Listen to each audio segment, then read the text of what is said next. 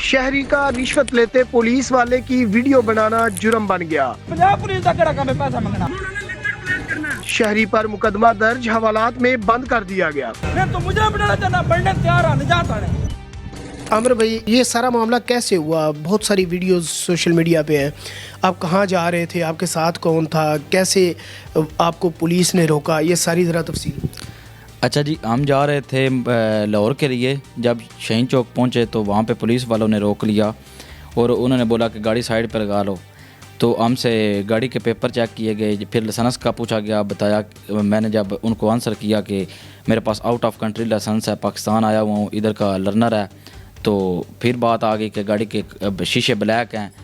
मैंने उनको बोला कि अगर आप चेक कर सकते हैं, अगर शीशे ब्लैक हैं तो बेशक जुर्माना कीजिएगा। तो बात इस तरह हुई कि वो साइड पे ले गए और हमसे जो है ना चलान का मुतालबा करने के लगे। चलान भी नहीं, मतलब कैश में डिमांड करने लगे 10,000 रुपये। जब हमने उनको ना बोला तो फिर आहिस्ता आहिस्ता काफ़ी बहस के बाद बात आ गई 2,000 पे। मतलब 2,000 भी नहीं, मतलब खर्चा पट्ठा दे दो तो चले जाओ। नहीं, अच्छा, इसमें थोड़ी इबहम है। आपको ट्रैफिक पुलिस ने रोका या पंजाब पुलिस ने? जी, पंजाब पुलिस ने। ट्रैफिक पुलिस वाले साइड पे खड़े हुए थे और पंजाब पुलिस का वर्कर था जिसने हमें रोका।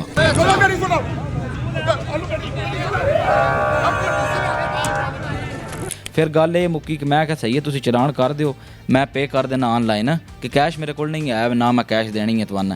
वो गल अखीरी जरा नहीं चाह पानी ते आ गई। जो मैं बटवा कट के पैसे देन लगा तो आंदे इत्थे नहीं, गड्डी च आ जाओ, गड्डी च बैक देने, इत्थे कैमरे लगे ना। जो मैं गड्डी चला गया तो इस्लामी शख्स आई, पुलिस एहलकार, वो मेरे नाल गया। मैं जाके 2,000 रुपया कढ़िया, उन्हें फड़ा दिता। वो फड़ के जिवें वापस हटिया, मेरे भाई जरा नहीं छोटा मुबीन नाल आई, उस वीडियो बनानी शुरू कर दी। जो ही उन वीडियो का पता लग्या तो वापस असाया, गड्डी मतलब लड़ाई करन लग पिया। गड्डी की चाबी कढ़ने की कोशिश की सर, जिस तो मामला जरा नहीं बहुत ज़्यादा किमें अगे चला गया। पुलिस वाले भी बदतमीजी करन लग पैन कि तुसीं वीडियो कट्टो तो असीं जान देना है। गड्डी के अगे आउण लग पैन। आखिरकार मैं फिर किया 15 तरफता। मैं क्या कि इस तरह का साडे नाल वाक़या पेश आ गया। असीं लाहौर जा रहे तो उन्हें 5-10 मिनट नफरी भेज दी है। सब इंस्पैक्टर साहब आए ने, आंदे आ जाओ कमरे च बैग गल मुकाने। तो असीं चले गए हाँ, सारी अवाम बाहर उन्हें रोक ली है पुलिस वाले। सिर्फ असीं 2 भाई अंदर हाँ कमरे च। साढ़े को भी गल पूछी गई है कि की मामला पेश आया है, तो पुलिस वाले भी डिटेल दसी है। जो उस गल बात सुनी है सब इंस्पैक्टर ने, तो आंदा मोबाइल लियाओ जी, मैं वीडियो डिलीट करनी है। मैं क्या सर मोबाइल असां इस तरह वीडियो डिलीट नहीं करनी। अच्छा, एक केड़ी वीडियो जी 2,000 रुपया दे रहा जी, वो पैसों की वीडियो जो भी तुसां वीडियो बनाई ना, सारी वीडियो डिलीट करो तो फिर तुहानू थाने लैके जाया जाएगा, तुहाडे खिलाफ कार्रवाई होनी है। तुसीं पुलिस नाल जड़ा नहीं मतलब मिसबिहेवियर किया है ये वो। अच्छा, मैं जो ना की है कि वीडियो असां डिलीट इस तरह नहीं करनी कि तुसां सानूं धमकियां दित्तियां अगे ऑलरेडी पुलिस वालियां कि तुहाडे ते असां FIR करवानी है, या सानूं की पता तुसीं साडे तक मतलब मनशियात पा दिओ या कोई और पता नहीं की मुद्दा साडे ते ला दिओ। तो आखिरकार मुंशी जड़ा उहदे नाल आई, उस गाल कड्डी है कि इन्हां फड़ लो, लै चलो इन्हां जड़नी थाने, मोबाइल इन्हां कोल खोवो, इन्हां वेखने कितने बदमाश ने। उस तो बाद फिर तुसां वेखी होनी है एक वीडियो जिहदे विच साहब आए न, तो वो आके जड़ा नहीं गाली गलोच ते धमकियां, तुहानू वालां तो फड़ के थल्ले सट लैना है, तो तुसीं मंडी दिओ, तुसीं मंडी दे हुंदे ही इंज दिओ, ड्रामेबाज हो। फिर मैनूं गुस्सा आया। फिर मैं उत्थे जवाब दिता कि मैं क्या, मैं अगे ऑलरेडी शरीफ आदमी हाँ। अगर तुसां साडे नाल मतलब धक्का करना है, तुसीं साडे ते थाने जाके FIR देना चाहते हो तो दिओ, बिल्कुल तुसां मुजरम बनाना चाह रहे हो तो मैं मुजरम बनने तैयार हाँ।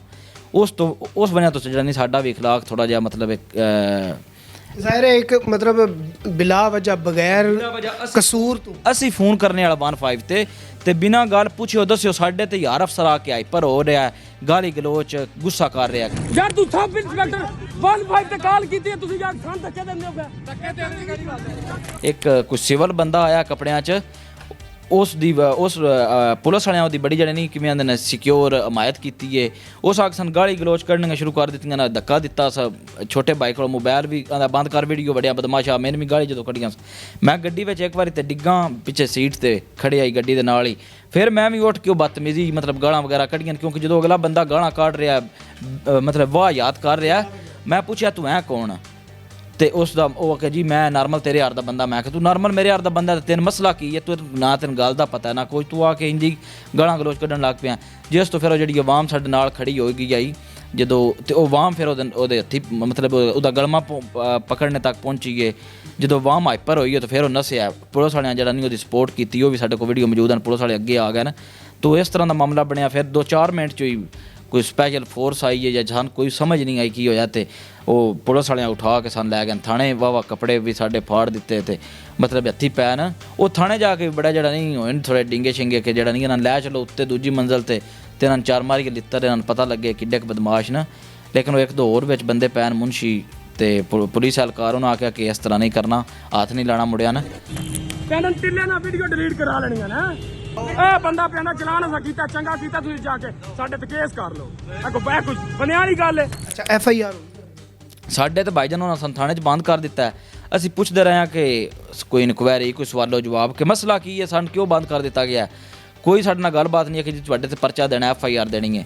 ਅਸਾਂ ਪੁੱਛਿਆ ਕਿਸ ਗੱਲ ਦਾ ਪਰਚਾ ਦੇਣਾ, ਸਾਨੂੰ ਕੋਈ ਦੱਸੋ FIR ਦੀ ਕਾਪੀ ਦਿਓ ਤਾਂ ਕਿ ਚਲੋ ਅਸੀਂ ਘਰ ਰਾਬਤਾ ਕਰਦੇ ਹਾਂ ਜਾ ਕੇ ਜਾਂ ਵਕੀਲ ਵਗੈਰਾ ਨਾਲ ਮਸ਼ਵਰਾ ਕਰਦੇ ਹਾਂ। ਸਾਡਾ ਰਾਬਤਾ ਵੀ ਨਹੀਂ ਕਰਵਾਇਆ ਗਿਆ, ਸਾਡੇ ਤੇ ਪਰਚਾ ਦੇ ਦਿੱਤਾ ਗਿਆ ਜੀ।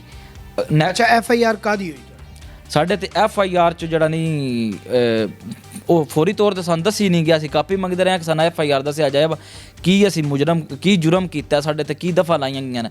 ਕੋਈ ਨਹੀਂ, ਸਾਨੂੰ ਨੈਕਸਟ ਡੇ ਜਦੋਂ 14 ਤਰੀਕ ਪੇਸ਼ ਕੀਤਾ ਗਿਆ, ਹਫਤੇ ਵਾਲੇ ਦਿਨ 12 ਵਜੇ ਅਦਾਲਤ 'ਚ ਲੈ ਗਏ ਤੇ ਜੱਜ ਦੇ ਸਾਹਮਣੇ ਪੇਸ਼ ਨਹੀਂ ਕੀਤਾ ਗਿਆ। ਸਾਨੂੰ ਬਾਹਰ ਬਰਾਂਡੇ 'ਚ ਬਿਠਾਈ ਰੱਖਿਆ ਨਾ ਤੇ ਅਸੀਂ ਵਾਹ ਉੱਥੇ ਵੀ ਸ਼ੋਰ ਸ਼ਰਾਬਾ ਜਾਂ ਅਪੀਲ ਕੀਤੀ ਹੈ ਕਿ ਮਿਹਰਬਾਨੀ ਕਰੋ ਸਾਨੂੰ ਜੱਜ ਅੱਗੇ ਪੇਸ਼ ਕਰੋ, ਸਾਨੂੰ ਦੱਸੋ ਸਾਡੇ ਤੇ ਮੁਕੱਦਮਾ ਕੀ ਹੈ, ਸਾਡਾ ਜੁਰਮ ਕੀ ਹੈ। ਸਾਨੂੰ ਜੱਜ ਅੱਗੇ ਪੇਸ਼ ਵੀ ਨਹੀਂ ਕੀਤਾ ਗਿਆ ਤੇ ਬਾਹਰੋਂ ਬਾਹਰ ਜ਼ਮਾਨਤ ਕਰਵਾ ਦਿੱਤੀ ਗਈ ਹੈ। ਤੇ ਫਿਰ ਮੈਂ ਆਖਿਆ ਗਿਆ ਜੀ ਵਾਰਦ ਸਾਹਿਬਾਨ ਜੇ ਤੁਸੀਂ ਘਰ ਰਾਬਤਾ ਕਰ ਲਓ ਚੱਲ ਕੇ ਲੈ ਆਉਣ ਤੇ ਤੁਹਾਡੀ ਜ਼ਮਾਨਤ ਹੋ ਗਈ ਹੈ।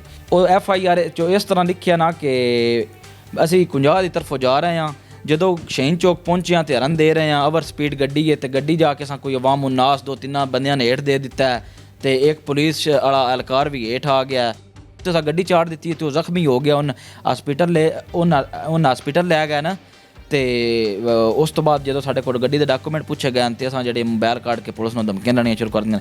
ਇਹ ਸਾਡੇ ਤੇ ਮੁਕੱਦਮਾ ਬਣਾਇਆ ਗਿਆ ਜਿਸ ਦਾ ਮਤਲਬ ਹੈ ਕੋਈ ਬੁਨਿਆਦ ਹੀ ਨਹੀਂ ਹੈ। CCTV ਕੈਮਰੇ ਵੀ ਮਤਲਬ ਚੈੱਕ ਹੋਏ ਨੇ, ਸਾਰਾ ਨਿਜ਼ਾਮ ਉਹ ਹਰ ਚੀਜ਼ ਝੂਠੀ ਸਾਬਤ ਹੋ ਗਈ ਹੈ।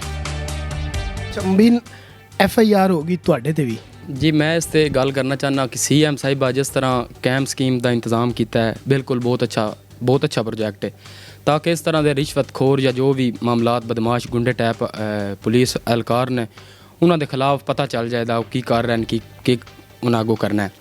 ਲੇਕਿਨ ਜੋ ਸਾਡੇ ਨਾਲ ਵਕੂਆ ਪੇਸ਼ ਆਇਆ, ਜੋ ਸਾਡੇ ਉੱਤੇ ਝੂਠੀ FIR ਹੋਈ ਹੈ, ਉਸ ਬਾਰੇ ਮੈਂ ਇਹ ਕਹਿਣਾ ਚਾਹਾਂਗਾ ਕਿ ਮੇਰਾ ਹੁਣ ਕੈਰੀਅਰ ਇਹਨਾਂ ਖਰਾਬ ਕੀਤਾ ਹੈ। ਜਿਸ ਟਾਈਮ ਸੋਸ਼ਲ ਮੀਡੀਆ ਤੇ ਵੀਡੀਓ ਵਾਇਰਲ ਹੋਈਆਂ ਨੇ, IG ਪੰਜਾਬ ਬਰਾਂ ਵੀਡੀਓ ਵੇਖੀਆਂ ਨੇ, ਉਹਨਾਂ ਕਾਲ ਕੀਤੀ ਹੈ ਬਕਾਇਦਾ ਤੌਰ ਤੇ ਸਾਨੂੰ, ਉਹਨਾਂ ਸਾਡੇ ਨਾਲ ਰਾਬਤੇ 'ਚ ਆਏ ਨੇ, ਉਹਨਾਂ ਪੁੱਛਿਆ ਕਿ ਜੋ ਵਕੂਆ ਸਾਡੇ ਨਾਲ ਪੇਸ਼ ਆਇਆ ਉਹਨਾਂ ਨੇ ਵੀ ਦੱਸਿਆ ਸਾਂ।